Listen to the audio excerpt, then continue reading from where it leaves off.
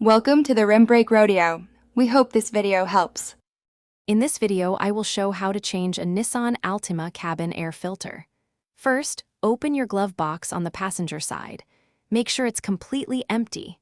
Next, you'll need to disconnect the small dampener arm, usually found on the right side. Gently pull it off its pin. This allows the glove box to swing down further, giving you better access to the filter housing.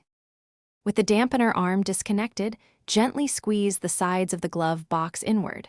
This will release the stops, allowing the glove box to swing down fully. Behind it, you'll see the rectangular cabin air filter housing.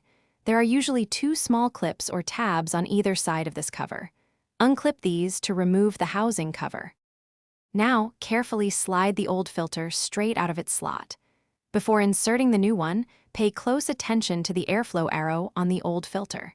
The new filter must be installed with its airflow arrow pointing in the same direction, typically downwards.